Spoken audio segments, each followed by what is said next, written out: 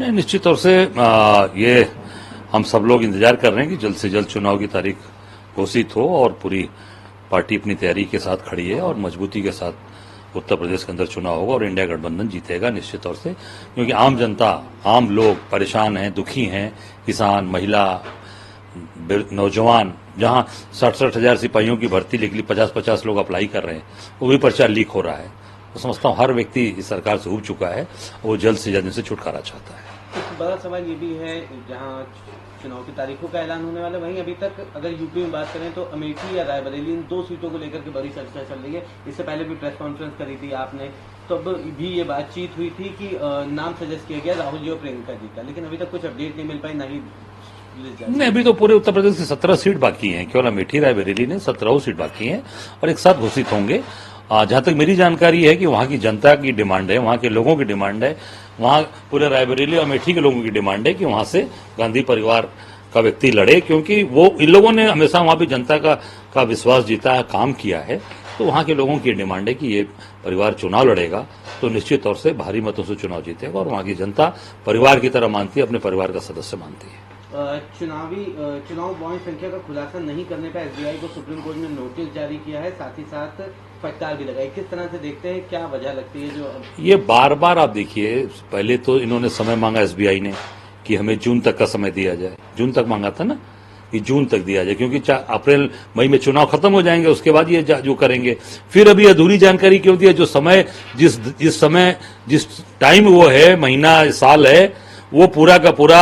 पूरी तरीके से, जहां तक मेरी जानकारी है, उसमें जो बॉन्ड है वो सरकार के पूरी तरीके से सरकार ने उसमें जो है पूरा लिया है, सरकार को पैसे मिले हैं। तो जहां तक मेरी जानकारी है कि वो पूरी तरीके से सरकार की कमियों को छिपाना चाहता है एसबीआई, इस नाते वो पूरी जानकारी नहीं दे रहा है। मैं माननीय सर्वोच्च न्यायालय को धन्यवाद देना चाहूंगा कि ये सारी चीजों को आम जनता, देश की जनता के सामने सारी चीजों को लेकर आ रही है और निश्चित तौर से ये जो चुनावी बॉन्ड है, ये सबसे बड़ा घोटाला देश का, जैसे राहुल जी ने कहा था, वो निश्चित तौर से होने वाला है।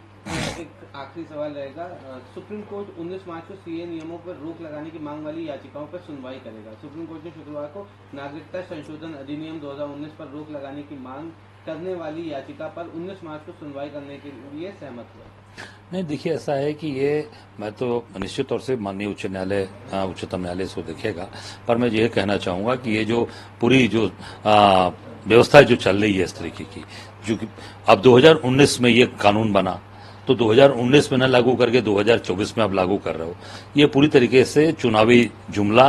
मैं कहूँ चुनावी ध्रुवीकरण, ये सारी चीजें चल रही हैं और आम जनता इन सब चीजों को समझ चुकी है कि ये केवल और केवल ध्रुवीकरण की राजनीति हो रही है और इसे हमें कोई इससे लाभ नहीं होने वाला, कोई फायदा नहीं होने वाला। भारतीय जनता पार्टी का लेकिन लगातार ये कहना है कि जिस तरह से सीए लागू होगा, इससे पश्चिम बांग्लादेश, पाकिस्तान में जो अल्पसंख्यक लोग हैं उनको एक बड़ा सहारा मिलेगा, वो वहां पर बड़ा प्रताड़ना झेलेंगे। भाई अभी जो देश के अंदर हैं उनको अब जो आज यहाँ है वो खुश हैं क्या? उनको प्रताड़ित नहीं हो रहा है? कितने लोग प्रताड़ित हो रहे हैं आप देख लो उठा के, कहीं कोई काम नहीं, रोजगार नहीं, नौकरियां नहीं, नौकरियां पेपर लीक करा दे रहे हैं आप।